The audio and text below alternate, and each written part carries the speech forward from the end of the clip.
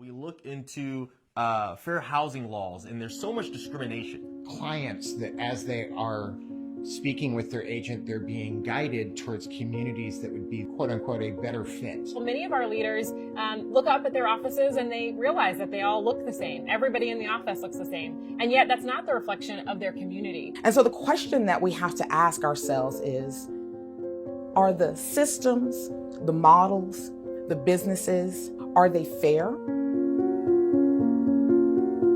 Earlier this summer, right after George Floyd's killing, when there was just intense social, racial unrest happening across our country, Bo and I had spent that weekend having really difficult conversations with our boys. I was so overwhelmed with, what we were seeing on the news, and I felt that my life didn't matter.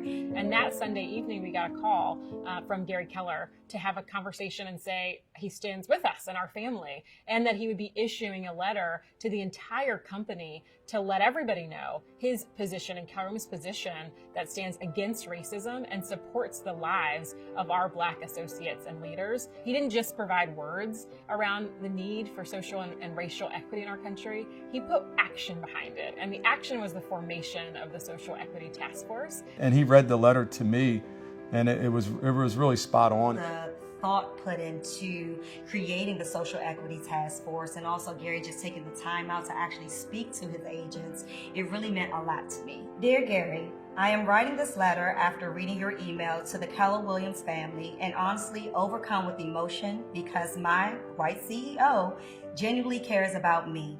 Thank you for reassuring me that my life matters with Keller Williams. Now we have the Social Equity Task Force, which is over 31 regions, over 51 countries, and going very strong. I think for me personally, it's this opportunity to be a force for good. We're the leaders, we're the leaders in training and coaching and now technology.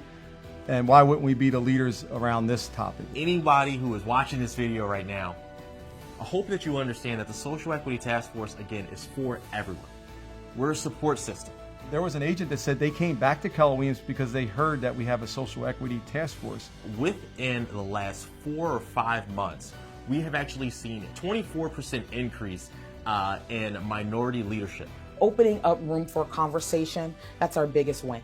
As a white man, I actually have been uncomfortable with how I'm supposed to talk about it. And I never realized that was actually a problem I should have addressed. The fact that you even said that, that's what has to happen.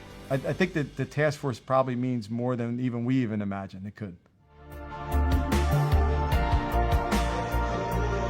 So earlier this summer, we had an opportunity to vote on the addition of equity to our core belief system for Keller Williams. We've never in the history of our company have we changed the core beliefs. Looking across these faces of people as they're making their votes, you can see the emotional reaction and you can see the eyes tear up as one after another this unanimous yes vote comes through.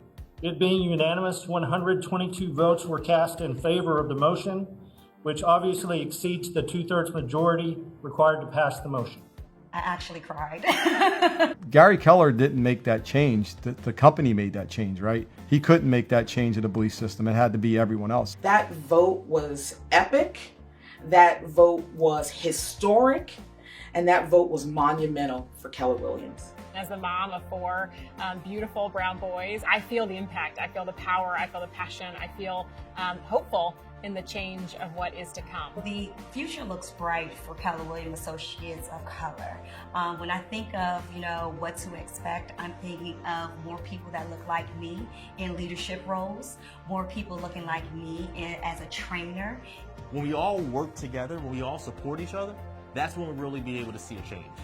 That's when we'll really be able to see the greatness that the Social Equity Task Force and the Diversity, Equity, and Inclusion Committee is all about.